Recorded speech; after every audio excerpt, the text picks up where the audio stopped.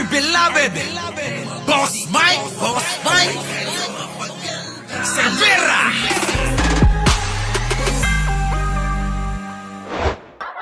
Pieces of evidence.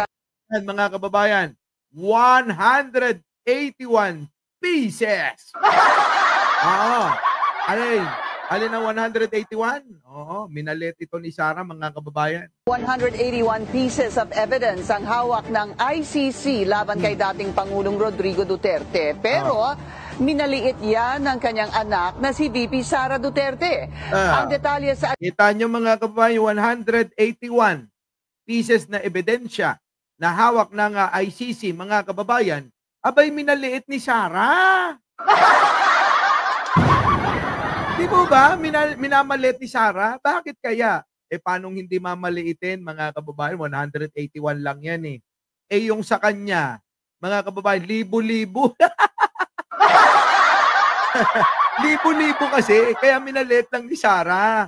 Peme Busto, thank you naman. Sana oil. Oo. Diba? So minaliit ni Sara yung 181 pieces na ebidensya laban kay Digong. Opo. Kasi mga kababayan, si Sara Duterte ay eto naman. Sandamakmak po mga kababayan. Ha? Sandamakmak. O, eto na. Pasok. Ibang pangalan na naman na nabisto sa listahan ng mga tumanggap ng confidential funds ni Vice President Sara Duterte. Nako, narinig ninyo mga kababayan? Narinig ninyo? Oo, may bago na naman eh. Kung nung nakaraan, libo-libo, ay baka mamaya mga kababayan maging milyon-milyon na to. Kaya, maliit lang yung 181 sa'yo, Digong. Yung kay Sara, breaking the record. Oo, napakarami. Ano? Sige, tuloy. Mga kababayan, paalala ko lang po sa inyo lahat.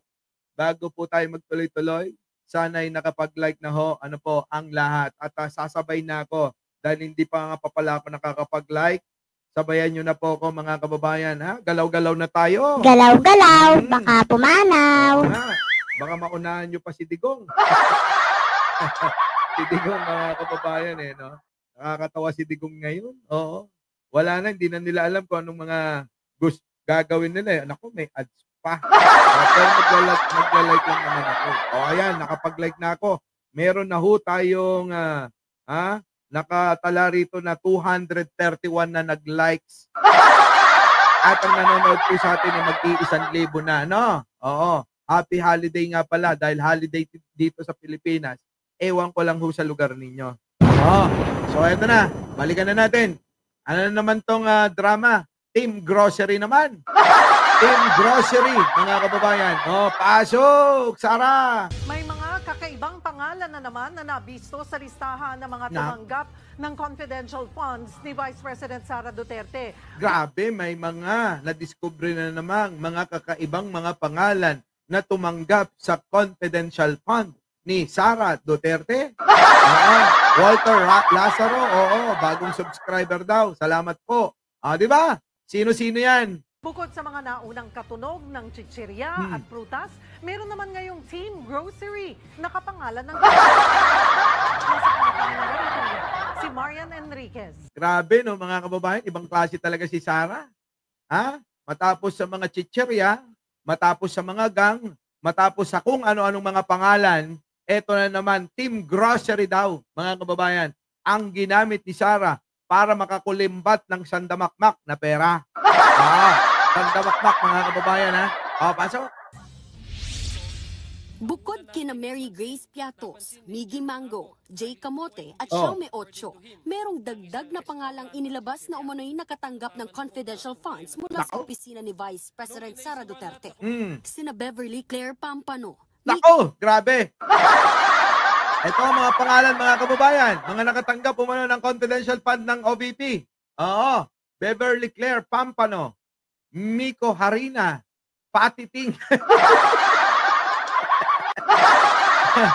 Ralph Josh Bacon, Sala Kasim, anak ng Pating, mga kababayan.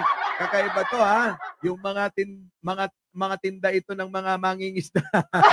Grabe, mga kababayan, ibang klase ka, Sara. Bilib na bilib ako sa'yo. Ko Harina, Patiting, Ralph Joseph Bacon at Sala Kasim. Lahat daw ng mga pangalang ito walang birth certificate at walang marriage o death record sa Philippine Statistics Authority. So, ganun pa rin mga kababayan, wala ho itong pagkakaiba sa mga nakaraang mga pangalan na ginamit ni Sara Duterte para ito po makakulimbat ng sandamakmak ng pera, magnakaw ng pera, grabe no? Di ba? Ngayon, mga kababayan, sa mga DDS nating mga kaibigan, sa mga ating mahal na mahal mga DDS, pag-isipan yung maigi ito. Pag-isipan yung maigi. Sapagkat ito mga kababayan ay talagang sobrang talamak. Kaya pala sabi niya sa tatay, maliit lang yun, 181 lang sa akin, libo-libo yung aking mga ginamit na pangalan. Di po ba mga kababayan? Tuloy. Halos 2,000 recipients ng Confi funds ng OVP. Higit 1,300 dito ang walang birth records. Grabe mga kababayan. Halos 2,000 mga kababayan ang walang birth record. Mga kababayan? Sige. Tinawag na Team Grocery ni Deputy Majority Leader Paulo Ortega ang mga pangalang tila mabibili raw sa palengke o grocery. Nako! Lahat yung pangalan na yun, mabibili saan daw? Sa palengke at grocery, mga kababayan. Tiit niya, hindi ito ang unang beses na may nakitang katawa-tawa o kakaibang pangalan. Nakalulungkot din daw na patuloy pa itong nadaragdagan. Mukha raw sinadyang mag-imbento ng listahan para pagtakpan kung saan dinala ang pondo. Kita nyo mga kababayan, yun naman talaga hinala nating lahat Nag-imbento ng mga pangalan itong si Sara Duterte para mapagtakpan kung saan dinala yung pondo. Parang ganito lang, simplehan ko lang. Gagawa ko ng simpleng tatanggap. Halimbawa, Jay Sales, 1 milyon. Di ba? Rolando Ramuran, 1 million. Pearly Danao, 1 million. Cecil David, 1 million. Bel Cabrera, 1 million. BMB Imotera, 1 million. Ana Fernando, 1 million. Roy Perez, 1 million. Ganun lang kasimple yung ginawa ni Sara Pero sa totoo lang, hindi naman nag-i-exist yung mga pangalan na yan. Walang mga birth record, marriage certificate record, at kahit anong record. Kahit man lang sana ikinuha nila ng mga kababayan ng tinatawag na national ID. Wala ni isa. Di ba? Wala. Tapos mga kababayan, syempre, saan mapupunta yung pera? Sa akin ding bulsa. Ganun na ganun yung ginawa ni Sara. Sa bulsa pa rin niya napunta. Di ba mga kababayan?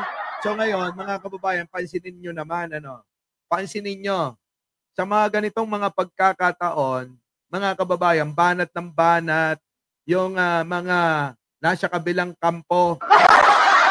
Lalong-lalo na sila Libayan. Sila Libayan, banat ng banat saan? Sa GAA.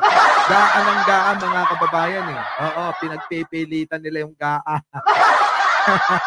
Na wala naman nang may pakidyan, Wala nang may pakidyan, Libayan. Tigil nyo na. Sabihin mo naman kay Magalong, tumigil na. Wala nang naniniwala, Dead man na. Ang issue ngayon, alam mo, eto na, bago, yung grocery. Team grocery naman. Ngayon, tanong ko sa inyo, mga kababayan, itong mga grupo ng mga DDS, kasama itong grupo ni Libayan, at yung mga madudungis na mga kasama niya, dito naman sinasabing kamukha niya. Hindi ko sinasabi, ngayon, mga kababayan, eto, napansin nyo ba na tinuligsa nila itong mga ganito na mga issue ni Sara Duterte? Hindi Hindi nila tutulig sa inyan. Tapos sisigaw kayo na para kayo sa bayan? Para kayo saan? Sa mga mamayan? O para lang kayo sa mga kandidato nyo? Ganun lang naman yun Di po ba? Ganun lang, kasimple. Itong mga DDS, mga kababayan, para lang sila sa mga kandidato nila. Kaya ako, kaya kong tanggapin kapag kamisan may nababanatan tayo na nandiyan dyan sa gobyerno. Di ba? Kaya kong tanggapin sa inyo dahil ako, Ay nako mga kababayan, 10 ng mga kasama natin, mga kababayan, ay wala. Kahit sino ka pa dyan na nasa gobyerno, kapag kamali, mali. Ngayon, kung hindi nyo matanggap at bibigyan nyo ng mali siya, wala akong magagawa dyan. Basta gagawin ko kung ano yung gusto ko din eh. At ibabalita ko kung ano yung totoo. Ha? Hindi ho tulad tayo ng mga DDS na ano, basta kasiraan ng kampo nila ay hindi nila ibabalita at hindi naman lang nila ipagtatanggol o pangangatwiranan. Eh tayo hindi mga kababayan. Kahit sino, ha? Oo, nandiyan na si Alexandre. Oo. Pimi Busto, thank you naman. Sana oil. Oh. Ganun po dapat para maging balanse tayo. Di ba? Tuloy. Sino pa yan? Ni House Prosecutor at San Juan Representative Bel Zamora, mapalalakas nito ang kanilang impeachment complaint laban kay VP Sara. Nako. Partikular ang Article 2 na nakatuon sa pagwaldas umano sa confidential funds ng OVP at DepEd. Nako po, Sara, umuwi ka na rito at sagutin mo na to. Hoy, ganito na lang. Hoy. Pwede ba yung mga DDS dito? Ha? Pwede ba pauwiin nyo na si Sara para sagutin tong mga ito? Ha? Sino? Hoy, Rui Perez, pauwi mo na si Sara. Oo, wala na silbi rito eh. Di ba? Eh yung mga kasama nyo na nag-rally sa may Qatar, hindi man lang matulungan nito. Hindi ba kayo naaawa? Hindi ba kayo naaawa sa mga kasama nyo? Yung mga kasama nyo, nag-iiyakan na doon. Oo. Yung iba, ang katwiran eh. Baka ho, ipagpalit na ho ako ng asawa ko pag nakulong ako dito ng matagal. Ay, hindi naman malabo, di ba? Malabo ba mangyari yun? Hindi. Siyempre, kung ilang taon ka dyan makukulong, 6 na taon, 7 taon, 8 taon. Ano na yun, mga kababayan? Ano na mangyayari doon? Kaong-kaong na yun. Wala na, di ba? O kaya ngayon, ayun, nananawagan sa gobyerno.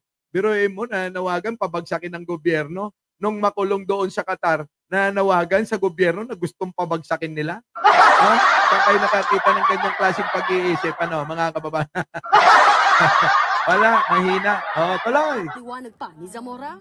Para sa mga namimiloso po. Yan, eto na, eto. Kayong mga namimiloso po, pagdating sa confidential fund, eto. Para sa mga namimiloso po na nagsasabi, kaya nga confidential, confidential dapat or fictitious name dapat. Yan ho yung katwiran ng mga tanga ng mga DDS. Oo, yan ho yung katwiran nila. Oo, confidential nga eh, sabi nga nila. Pero mga kababayan, hindi pala yan. Hindi pala yan. Bakit?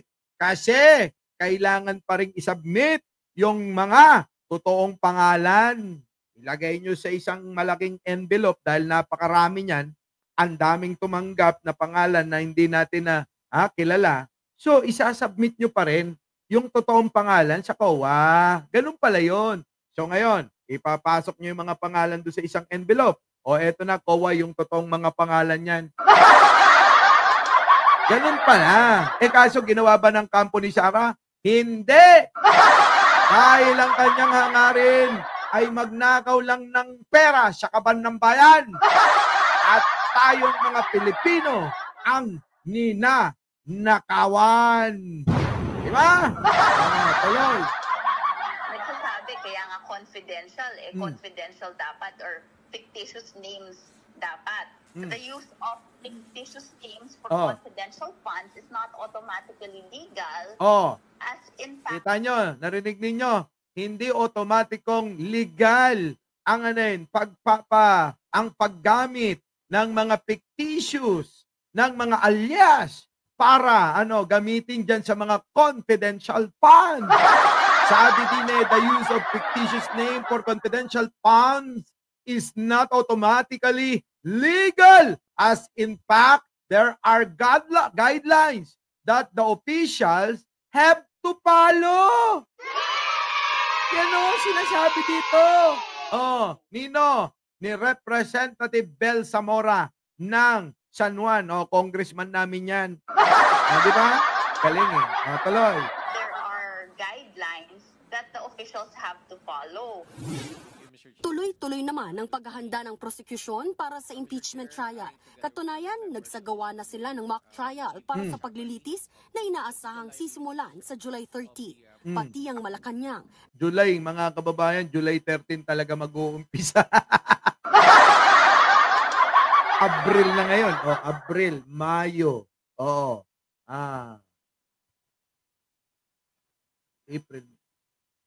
Hunyo. Hulyo. Nako, mga kababayan.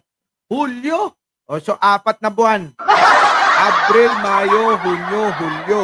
O, so, mga kababayan, sa Hulyo at 13 na ito. Abangan natin. Mahaba-haba pa itong paglalakbay, ano, mga kababayan. Sige, ito na. Nagtataka sa mga bagong pangalan sa confidential funds Nako. ni VP Sara. Hindi lang po siguro ang palasyo ang medyo nagtataka. Siguro lahat po ang taong bayan mismo. Tayo, oo, nagtataka. Si Kainaro nga nagtataka eh. Kainaro, di ka ba nagtataka? Di ka ba nagtataka sa mga pangalan na yan? Bakit ginamit niya? Ako kasi, sawang-sawa na. Sawang-sawa na ako sa pagtatataka. Bakit, Boss Mike? Eh kasi, sa dami ba naman ng ginamit na hindi mapaliwanag na mga pangalan o hindi nating kilala o walang record sa PSA, mga kababayan, aba, na ano na ako, na immune na ako dyan. Oo, namanhid na ba yung aking mga dilat mga panga? Saka kasabi na si Sara nagnakaw talaga. Di ba? Oh, yun po yun, Kainaro. Oo. Tuloy. Ay nagtataka kung bakit ganito ang mga resibo na naibigay ng OVP. Yan.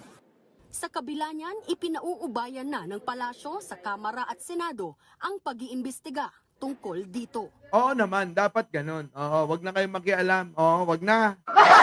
Hindi tulad ng mga DDS, pakialamera.